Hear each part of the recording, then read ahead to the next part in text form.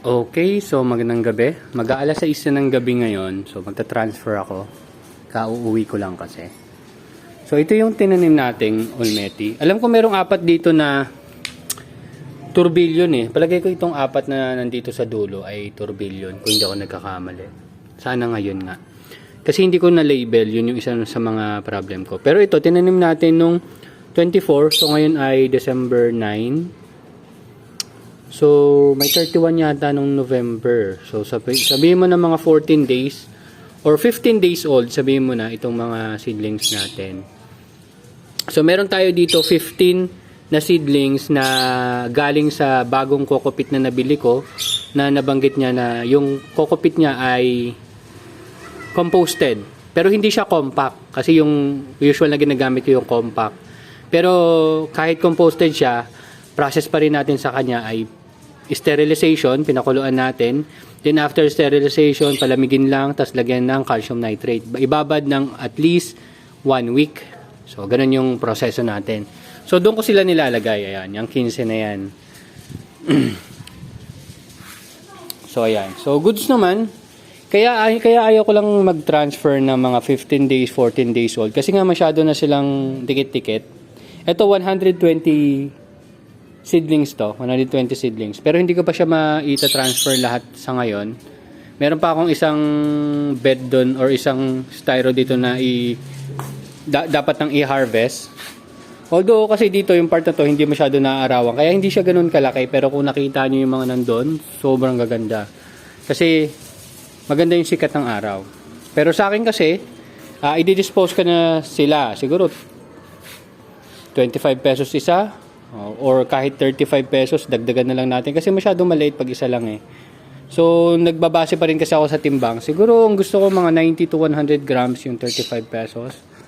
So, pumapatak parang ang bentahan talaga natin ay 350 hanggang 400 per kilo. Yun yung range ko. Pero bumababa tayo hanggang 250 hanggang 300 per kilo. Basta lang ma-dispose natin. Kasi yun yung schedule natin.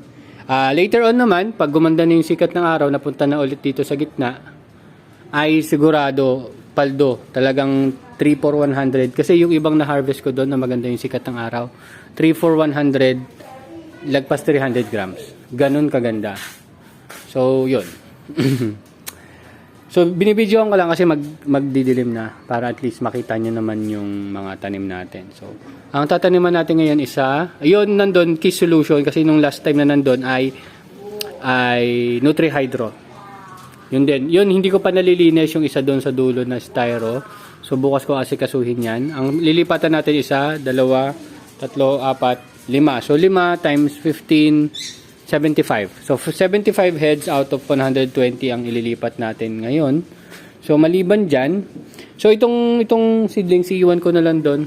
Doon ko na lang ilalagay yan. So, hopefully, wala namang maging problema.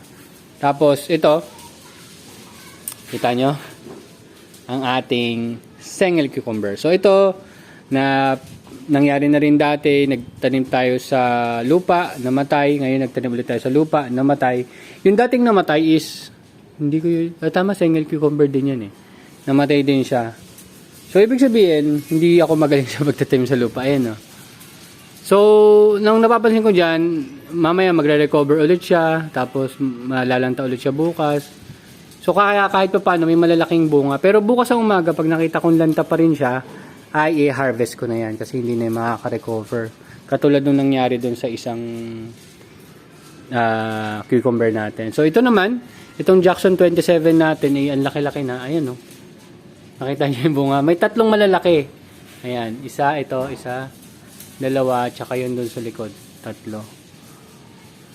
So, tulad nga na nabanggit ko sa inyo, napapansin ko yung bunga niya dito sa mga sanga-sanga. Kaya hindi pala siguro dapat i-prune itong Jackson 27. Hayaan mo lang siya magsanga na magsanga. Tas after 2 months, based dun sa experience ko, mga 2 months, kasi December na ngayon eh, October 11 natin sila tinanim eh. 2 months, pwede ka na mag-harvest. Siguro, yun, mga ganun. So, kung itong Sengel cucumber naman, within 6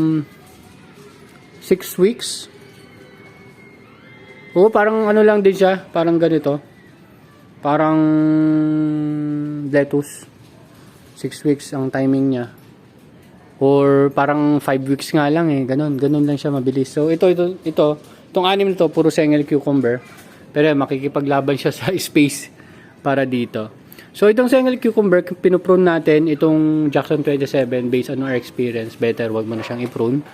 Magiging problem mo lang sa kanya, ang dami niya nalalaglag na bulaklak, syempre. Ganun. Ayun. So yun na siya, oh. Lapit na siya sa CCTV namin, so magiging problema rin yan. Pero yung huli kong naalaga ang Jackson 27, inabot ako ng 4 na buwan. So ito ay nakaka 2 months pa lang. Hindi ko sure kung gano'ng karaming ma-harvest ko. Yung alam ko nung nakaraan, naka-siyam or 10 lettuce cucumber tayo. Tingnan natin dito. Kasi ito, naka-cocopit, tapos alaga naman natin siya sa dilig. Ang dinidilig natin sa kanya yung pinaggamitan ng mga lettuce natin, ha. Yun, may container ako doon. So hindi rin nasasayang kahit papano. So dito naman, yun pa rin ang process, pero baka pag nag-flowering stage na sa siguro mga 4 weeks, gagamitan natin siya ng 2.0 easy na tanim. And regarding pala dito sa nutrient solution, ito yung recent na na-discover or na-experience ko. Pero alam ko na naman dati na mas potent yung concentration ng Nutrihydro kaysa dun sa kay Katanim, yung kay Kiss solution. So, parehas yan, nilagyan ko kada container, puno yan. Hindi muna tayo nag-week setup ngayon kasi nagkaroon din ng challenge yung week setup. After several days or even a week, hindi na umaangat yung tubig. So, mapapansin mo yun, malalantay yung mga lettuce mo.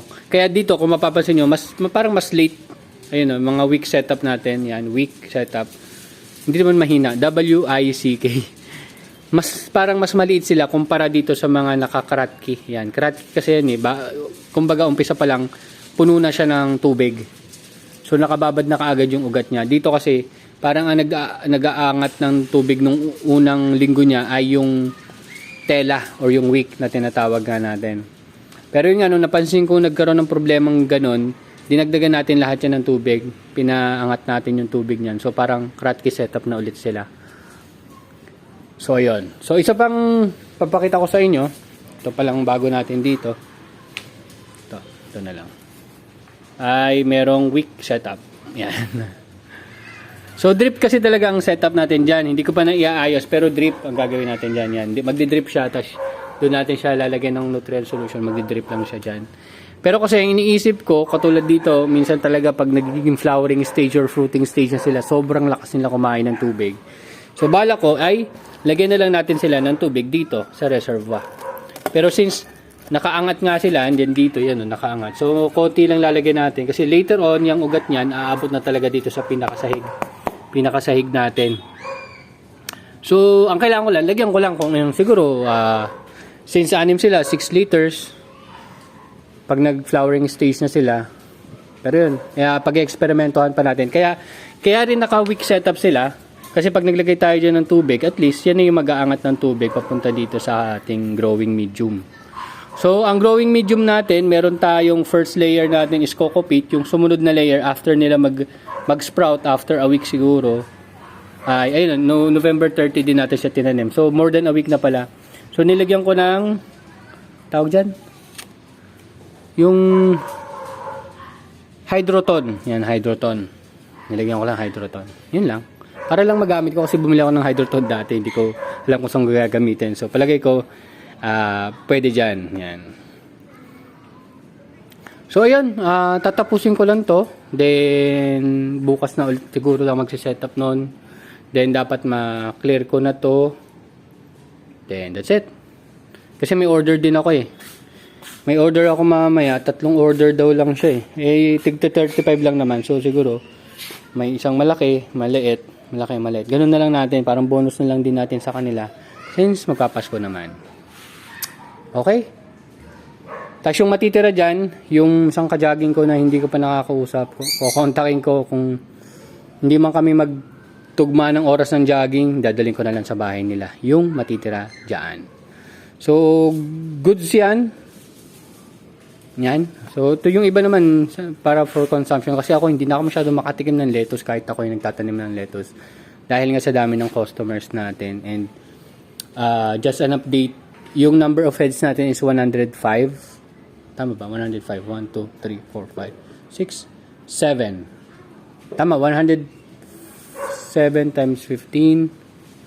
Yan yun, 105. 105 heads ang tinanim natin. Pero ngayon nakaabang natin 120. So, kakailangan ko pa ng isang box. Yun pala maging problema. Kasi yung last time, doon ko sa maliliit nilagay na box ayun. Ayun, yung mga excess. So, yun pala. May bagong magandang problema. Ayun, anyway. Yun, so bukas ito, tsaka yun ay dapat maklear ko na at malinis ko na para mailipat natin yung mga lettuce natin. At kailangan ko pa pala ng isang box. So, ang tanong, saan ko ilalagay yung isang box? Baka doon na lang muna. Setupan ko na lang yun doon. So, titingnan ko pa. So, hopefully magawa natin ng paraan and makita nyo yung improvement dito sa ating taniman. Okay, so yun lang. Tapusin ko lang itong ginagawa ko and makikita nyo lang sa next update natin. Hopefully, thank you and Merry Christmas. Bye-bye!